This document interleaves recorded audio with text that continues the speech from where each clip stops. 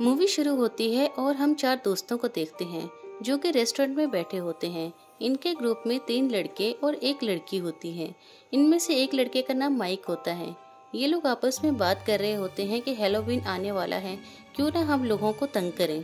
Mic कहता है कि मैं तो हमेशा की तरह जैकब को ही बुली करूंगा क्योंकि मुझे उसे बुली करने में बहुत मजा आता है। दरअसल जैकब एक इनोसेंट सा लड़का होता है और हमेशा इनके बुली करने पर डर भी जाता है।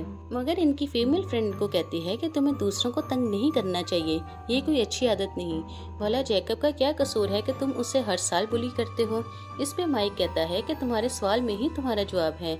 क्योंकि मैं उसे हर साल ही बुली करता हूँ तो इस बार भी मैं उसे करूँगा, ये मेरी आदत है। माइक लड़की को कहता है कि तुम्हें क्या पता कि उसको सताने में कितना मजा आता है, मैं तो उसको हर हाल में बुली करूँगा। इस पे लड़की अपनी बेस्ट फ्रेंड को कहती है कि प्लीज तुम मेरी बात मान जाना, तुम उसको बुली मत करना।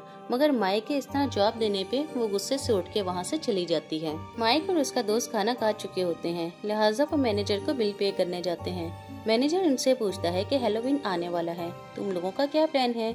इस पे माइक कहता है कि हमारा तो प्लान किसी को बुली करने का है और हम उसको बहुत बुरी तरह टॉर्चर करेंगे, जिसपे हमें बहुत मजा आने वाला है। इस पे मैनेजर भी अपना इंटरेस्ट शो करता है।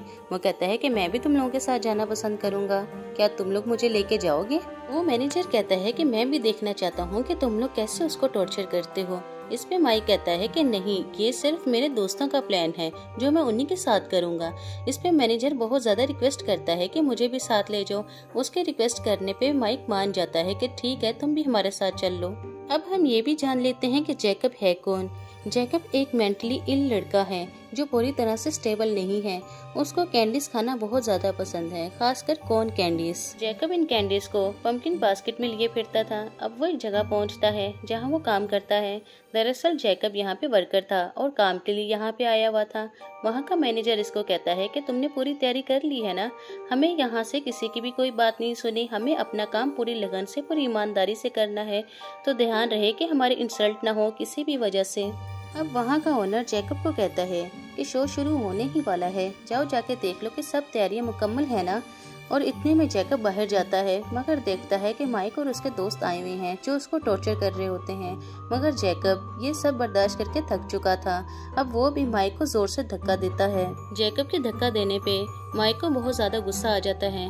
अब वो भी जैकब को मारने लगता है और उसके दोस्त भी मिलकर उसके साथ जैकब को मारते हैं और इतना मारते हैं कि वो वहीं पे मर जाता है। मगर वहाँ पे उनकी फीमेल फ्रेंड भी खड़ी थी जो चुपके से इनको देख रही थी कि ये लोग जैकब के साथ क्या सलूक करते हैं। मगर जब वो देखती है कि इन्होंने जैकब को मार दिया है तो वो बहुत रोती है। अब माइक और उसके दोस्त घर आ जाते हैं, मगर ये लोग जरा भी रिग्रेट नहीं होते कि इन्होंने किसी की जान ले ली। उल्टा माइक कहता है कि सारी जैकब की गलती थी। जब उसको पता है कि हम उसे हर साल टॉर्चर करते हैं तो इस साल भी टॉर्चर करेंगे, तो इस दफा इसने हमारा टॉर्चर बर्दाश्त क्यों नहीं किया, क्यों इसने अपने आप को प्रोटेक्ट किया और मुझे धक्का दिया। अब जब उसने मुझे धक्का दिया था तो क्या मुझे गुस्सा ना आता, क्या मैं कुछ न करता। यहाँ हम इनकी फीमेल फ्रेंड को देख रहे होते हैं कि वो रो रही होती है। वो सोचती है कि ये लोग कैसे किसी की जान ले सकते हैं। और दूसरी तरफ हम देखते हैं कि फेस्टिवल का ओनर ये देखता है कि जैकब को किसी ने मार दिया है और उसको बहुत ज्यादा गुस्सा आता है कि कोई कैसे मेरे वर्कर को मार सकता है। दरअसल जैकब का ओनर एक अच्छा इंसान होता है। वो इसके डेड बॉडी को अंदर ले आता है और इसको एक मास्क पहना देता है।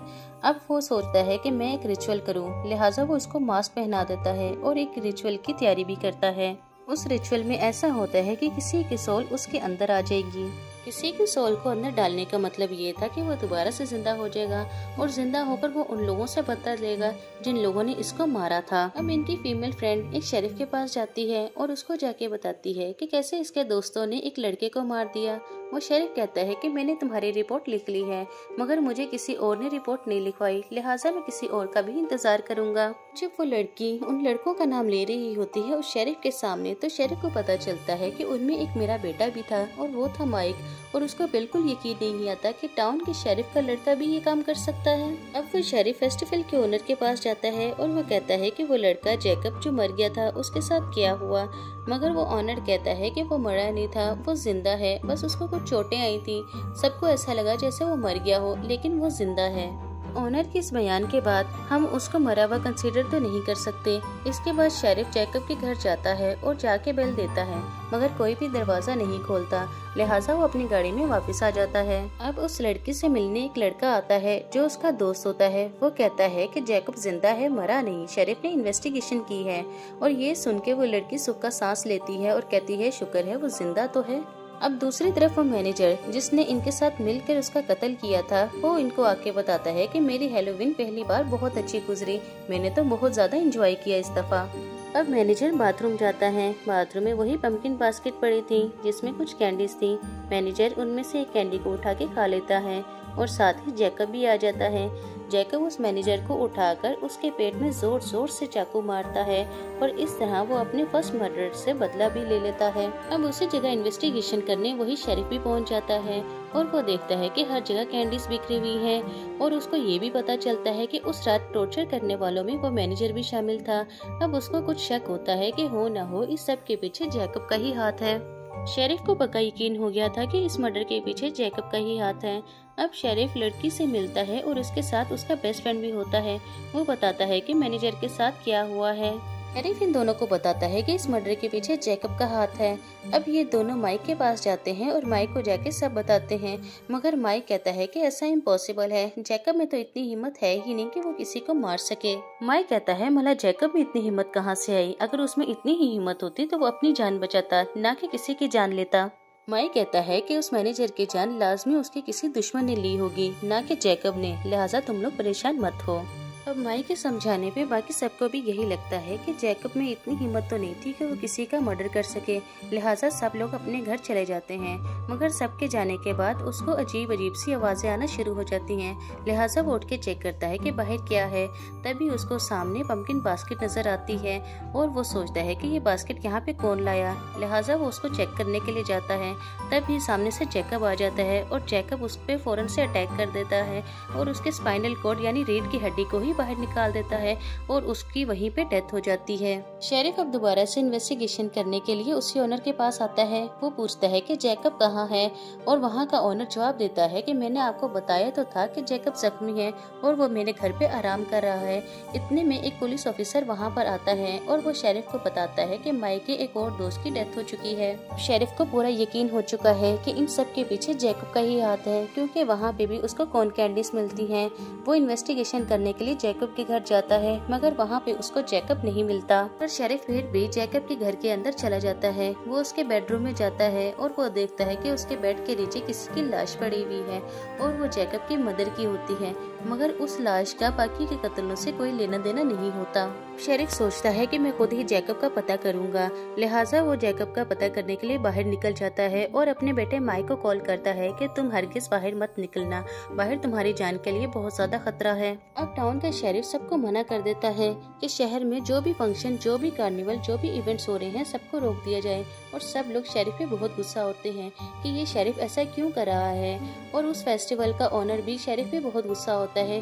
वो कहता है कि कुछ ना कुछ तो है कि शेरिफ इस तरह कर रहा है। फेस्टिवल के ओनर शेरिफ को कहते हैं कि तुम जो कर रहे हो वो ठीक नहीं, अब तुम बताओ कि हम सब कमाएंगे कैसे। अब एक और आदमी होता है जिसका नाम बशप होता है। वो वहाँ के ओनर को कहता है कि तुम मुझे बताओ कि तुम जो कर रहे हो क्या वो ठीक कर रहे हो, तुम जो भी कहोगे मैं तुम्हारी बात पे बिलीव कर लूंगा, लिहाजा तुम बोलो।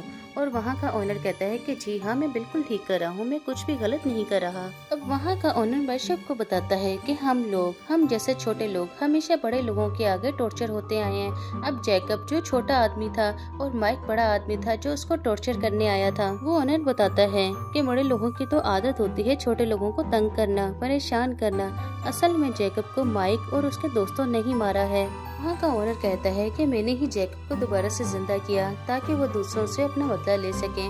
अब बताएं क्या मैंने कोई गलत काम किया है। उस फेस्टिवल के बाकी वर्कर्स भी कहते हैं कि जो किया आपने बिल्कुल ठीक किया, हम आपके साथ हैं। वो सब कहते हैं कि हमें टॉर्चर करने वालों के खिलाफ आवाज तो उठानी ही होगी। इतने में हम देखते हैं कि उनकी फीमेल फ्रेंड अपने बेस्ट फ्रेंड के साथ होती है और वो उसको बिठा के अंदर जाती है, मगर जब बाहर आती है तो वो देखती है कि उसके बेस्ट फ्रेंड की तो लाश पड़ी हुई है। उस लड़की को समझ नहीं आती कि ये सब हुआ क्या है। इतने में जैकब उसके पीछे आता है और उसकी जुबान को बाहर निकाल देता है और हम देखते हैं कि उसकी भी डेथ हो गई है। वहीं पे वो शेरिफ भी आ जाता है ये देखने के लिए कि ये दोनों ठीक हैं कि नहीं। और जब अंदर आता है तो वो देखता है कि दोनों की डेड बॉडीज पड़ी हुई हैं और वो कैंडीज भी। अब शेरिफ को सब समझ आ जाता है कि ये सब कुछ तो जैकब ही कर रहा है और वो साथ ही अपने बेटे माइक को कॉल कर देता है। वो कहता है कि तुम घर से बिल्कुल भी बाहर मत निकलना वरना जैकब तुम्हें भी मार देगा। मगर माइक अपने डैड की बिल्कुल भी नहीं मानता। उसको बहुत गुस्सा आता है और वो गुस्से से बाहर निकल आता है और उसी कार्निवल पे जाता है जहाँ पे फंक्शन होता है। माइक वहाँ के ओनर से ये पूछने के लिए निकलता है कि आखिर उन लोगों को मसला क्या है। मगर जब वो वहाँ पहुँचता है तो वहाँ पे एक आदमी माइक को बेहोश कर देता है। और यहाँ पे जब शेरिफ घर आता है और अपने बेटे को ढूंढता है तो वो उसे वहाँ पे नहीं मिलता। शेरिफ को अपना बेटा माइक तो नहीं मिलता मगर वहाँ का ओनर मिल जाता है।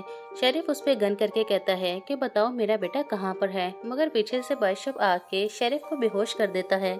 अब वहाँ का ओनर शेरिफ के पास आके उसकी गर्दन को अलग कर देता है। इससे शेरिफ की वहीं पे मौत हो जाती है। अब हम दूसरी तरफ माइक को देखते हैं जो कि चेयर से बंधा होता है और बिल्कुल ही हेल्पलेस होता है। कोई भी उसकी मदद के लिए वहाँ पे नहीं होता। मगर थोड़ी ही देर में वो सामने से गाड़ी को आते हुए देखता है जो कि उसके बाबा की होती है। माइक बहुत ज्यादा खुश हो जाता है कि उसके बाबा आ गए हैं उसे बचाने के लिए। मगर ये तो उसकी खुशफहमी थी क्योंकि गाड़ी में तो उसके फादर थे ही नहीं बल्कि उनका सर वहाँ पे लटक रहा था यानी शेरिफ की टूटी हुई गर्दन। अब माइक ये सब देख के बहुत रो रहा था और वो समझ गया था कि अगला नंबर अब उसी का है। तभी सामने से हम जैकब को आते हुए देखते हैं जो कि माइक को बहुत ही बुरी तरह से मारने वाला था, वो भी टॉर्चर देके। जैकब सबसे पहले माइक के दोनों बाजू को अलहदा कर देता है और बाद में एक एक करके उसके सारे दांत निकाल लेता है और इसी तरह उसे टॉर्चर कर करके मौत देता है।